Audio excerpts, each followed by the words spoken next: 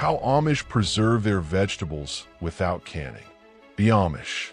Simple, hardworking, resourceful. They don't just survive, they thrive. Off the land, through the seasons, using knowledge passed down for generations. When it comes to preserving food, they don't need shiny metal cans or modern machinery. They use nature, earth, air, time. They keep vegetables fresh in ways most people have forgotten. But not them. Their methods are slow, deliberate, and rooted in the rhythms of life. The root cellar, a secret below the ground. Deep beneath an Amish farmhouse, where the air is cool and damp, lies a root cellar, a place that breathes life into vegetables, even as the frost bites the world above. Potatoes, carrots, beets, they sit in the dark waiting. The Amish know exactly how to keep them.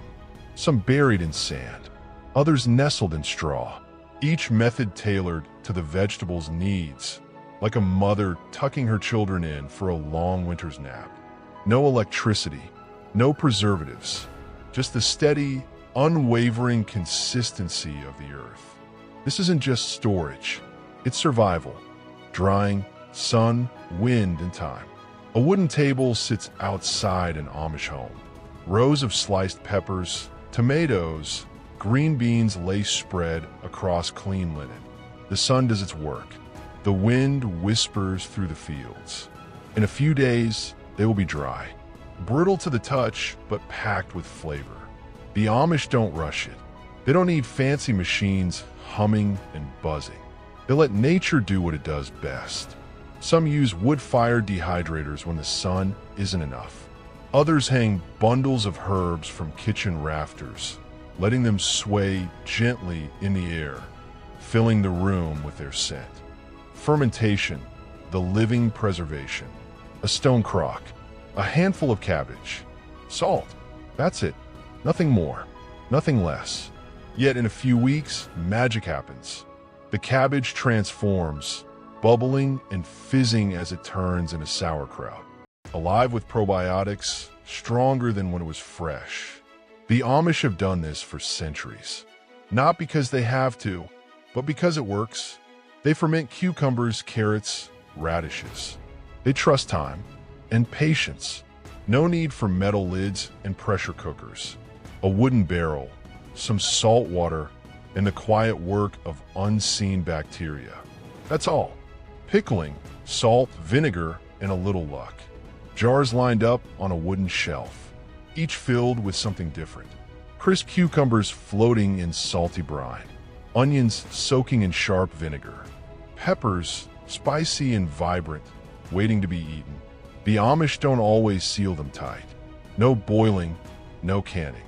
Just pickling the old way, letting time and acidity keep everything fresh. They store these jars in cool, dark places. Basements, barn corners, wooden cabinets where the air stays still. The flavors deepen. The crunch remains. Sand storage, hidden beneath the dust.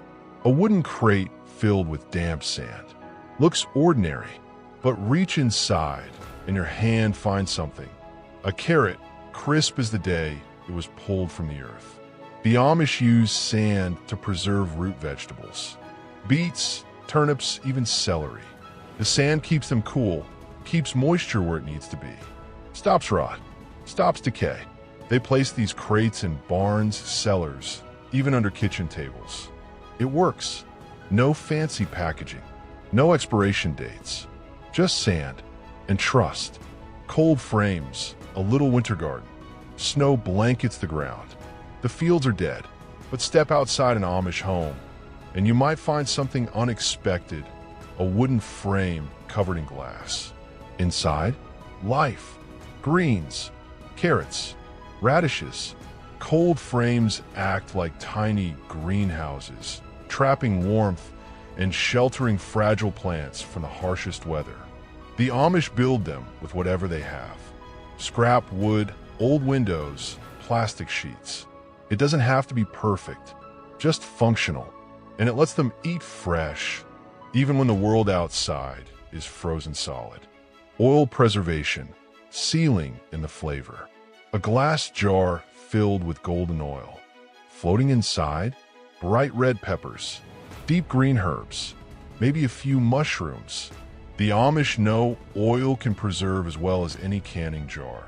It seals vegetables off from the air, preventing spoilage. They use lard, olive oil, sometimes butter. The oil takes on the flavor of the food inside it, grows richer, more complex. Later, when the snow falls and fresh food is scarce, they pull out these jars. A spoonful of oil, a few preserved vegetables. Suddenly, the meal tastes like summer again. Straw and leaves, nature's insulation. A barn loft, a pile of straw, buried within it. A pumpkin, still firm. A cabbage, crisp and fresh. The Amish use dried leaves and straw as insulation, tucking large vegetables away like hibernating animals. The straw protects them from freezing, keeps them from shriveling. No fridges, no freezers, just nature doing what it's always done. They check on them every so often. A bad one is removed before it spoils the rest. Simple, effective, timeless. Clay pots, the earth's own storage. Deep brown clay pots sit on a shelf. Inside, onions and garlic, their papery skins rustling in the dim light. The Amish use earthenware to store vegetables. The porous material allows just enough air to flow, preventing moisture buildup. It keeps them fresh longer. Some fill these pots with ashes, layering vegetables inside. The ashes keep pests away, absorb excess humidity. No plastic bins, no vacuum sealing, just dirt, air, and tradition. Hanging and bundling, letting the air do its work. Walk into an Amish barn and you'll see it. Clusters of garlic, chili peppers, and onions hanging from the rafters. Bundles of herbs drying in the open air. The Amish believe in keeping things off the ground, away from pests. Hanging vegetables allows air to circulate, keeps them from rotting too soon. It's simple, and it works. No shelves, no plastic containers. Just string, nails, and patience. The Amish don't need modern canning methods. They rely on knowledge older than America itself.